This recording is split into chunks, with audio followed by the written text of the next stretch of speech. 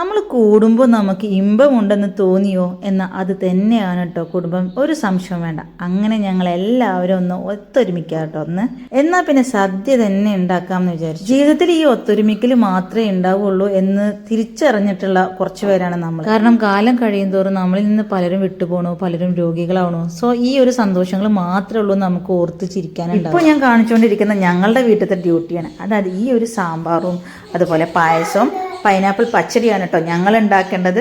മറ്റ് 4 വീട്ടുകാരും ചോറ്, പപ്പടം, എരിശ്ശേരി, അവിയൽ അങ്ങനെ ഓരോന്നുണ്ടാക്കുന്നത്. ഞാനിവിടെ രാവിലെ തന്നെ അട കുതിർക്കാനുള്ള വെള്ളം വെച്ചു, സാമ്പാറിനുള്ള പരിപ്പും വേവിച്ചു വെച്ചു. എല്ലാവർക്കും സദ്യ കഴിക്കുവാനും സദ്യ ഉണ്ടാക്കാനുള്ള റിസ്ക് ഏറ്റെടുക്കാനും വയ്യ.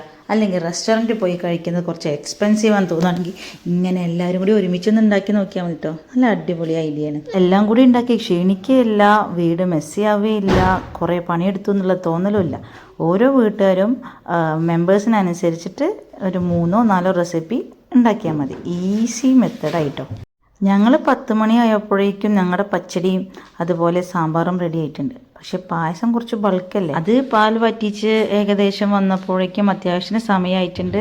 നന്നായിട്ട് ബൾക്കായിട്ട് ഉണ്ടാക്കിയതുകൊണ്ടാണ് കേട്ടോ ഇത്ര സമയം. ഒരു 60-65 പേർക്കുള്ള പായസം നമ്മൾ ഉണ്ടാക്കിയിട്ടുണ്ടായിരുന്നു. ആക്ച്വലി ഒരു 30 പേർക്കുള്ള സദ്യയാണെങ്കിലും, കാരണം നമുക്ക് വിശാലമായി കുടിക്കണമല്ലോ പായസം.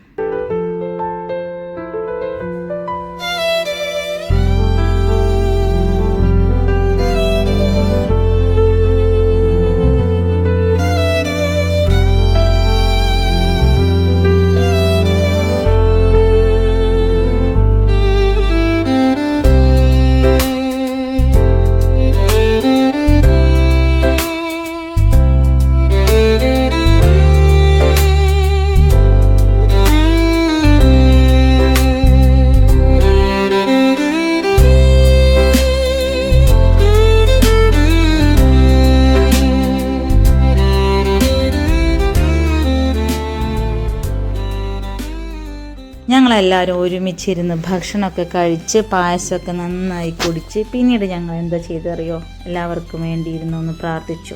ഞങ്ങളിൽ നിന്ന് വിട്ടുപോയവർക്കും, അതായത് മരണപ്പെട്ടവർക്കും രോഗികളായവർക്കും ജീവിക്കുമ്പോൾ തന്നെ നന്നായി കഷ്ടപ്പെടുന്ന എല്ലാവർക്കും വേണ്ടിയും നന്നായിട്ട് മനസ്സൊരുക്കി പ്രാർത്ഥിച്ചു. ഇതാണ് നമുക്ക് ഏറ്റവും സന്തോഷം തോന്നുന്നതും നമ്മുടെ മനസ്സിന് ശക്തി നൽകുന്നതും. So bye bye.